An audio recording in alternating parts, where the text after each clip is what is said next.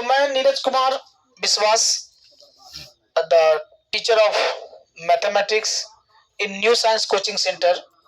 जैसा कि आप मुझे जानते होंगे कि मैं मैथमेटिक्स पढ़ाता हूँ न्यू साइंस कोचिंग सेंटर में, और मेरा मोटो यह है कि बच्चे मैथ को आसानी से सीखें और उन बच्चों तक भी मैथमेटिक्स का नॉलेज पहुंचे जो इसको गेन करना चाहता लेकिन किसी कारण कहीं कोचिंग में या इंस्टीट्यूट में या फिर स्कूल में नहीं पढ़ पा रहे हैं, तो वह ऑनलाइन के माध्यम से भी पढ़ सके। तो आज हम बात कर रहे हैं कि मैट्रिक और इंटरमीडिएट के बच्चे जो अभी जिसके एग्जाम को मात्र हमको लगता है कि 1.5 महीना से 2 महीना है बच्चों के पास समय। तो इसमें से कुछ बच्चों का समस्या जो बार बार हमें आता है, हमारे भी कोचिंग में कुछ बच्चों का बोला जाता है कि सर पढ़ने में मन नहीं लगता है, दूसरी बात पढ़ने बैठते हैं तो नींद आने लगती है। ये दो समस्या काफी बच्चों में है। देखिए, पढ़ने में मन नहीं लगना और नींद आना, क्योंकि आपको मन नहीं लगेगा तो ऑलरेडी नींद आएगा। और मन कब नहीं लगेगा?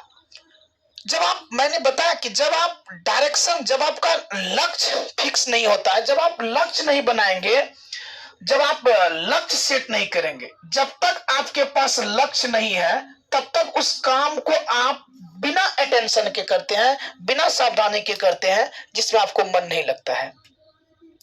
सबसे पहले देखिए कि आप 10th क्लास में पढ़ रहे हैं, आप बोर्ड देने जा रहे हैं, तो सबसे पहले ये सोचिए कि आप पूरे 9 साल जो आप एग्जाम दिए उसमें से किसी भी वर्ष का रिजल्ट आपके पेरेंट्स ने आपको नहीं पूछा, खास करके बिहार बोर्ड में 10th क्लास में जब आप एग्जाम देंगे तो उसका रिजल्ट आपके पेरेंट्स, आपके अगल बगल वाले आपसे पूछेंगे।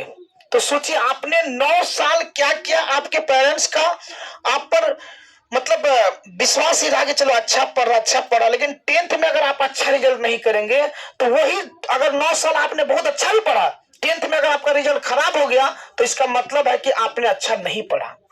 पहली बात।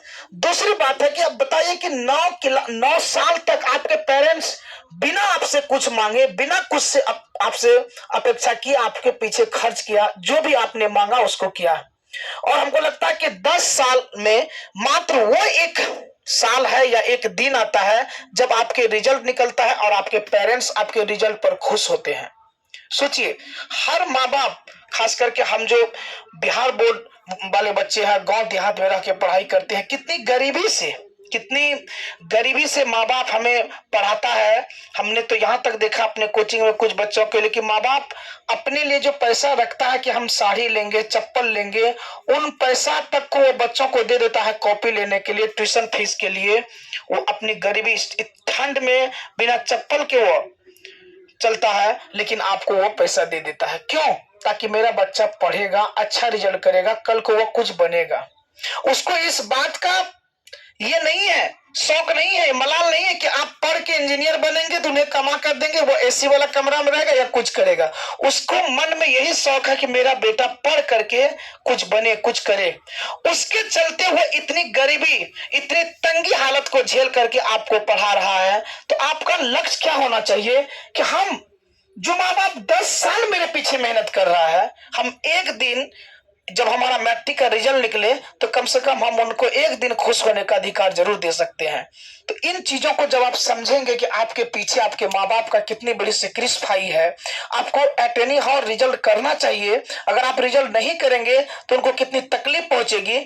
तो फिर हमको लगता है कि जब इन चीजों को आप सोचेंगे, जब इनके बारे में आप डीपली सोचेंगे कि वाकई में मेरे माता पिता मेरे पीछे कितनी कुर्बानी दे रही है, तो हमको लगता है कि आपको जरूर कहीं ना कहीं यह आभास होगा कि मुझे पढ़ना चाहिए। जब आप उस पढ़ना चाहिए तो फिर आपके मन में यह आएगा कि जब हम पढ़ेंगे तो हमें अच्छा रिजल्ट करना है। जब आपके मन में अच्छा रिजल्ट करने के बारे में आएगा तो फिर आपको लगेगा कि नहीं, मुझे पढ़ना चाहिए, अधिक से अधिक पढ़ना चाहिए। उस समय आपको ना तो नींद आएगी, ना किसी तरीके का कोई समस्या नहीं हो, क्योंकि आपका लक्ष्य बन गया कि मुझे पढ़ना है, अच्छा रिजल्ट करना है।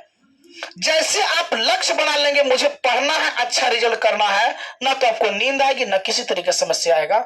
बस अपने लक्ष्य को पहले एक लक्ष्य फिक्स करें, उसको पाने की कोशिश करें, ना तो आपको नींद आएगी, ऐसा आपको कभी नहीं होगा, आपको पढ़ने का मन नहीं करेगा, फिर आपको पढ़ने में अच्छा लगेगा। All the best, thank you.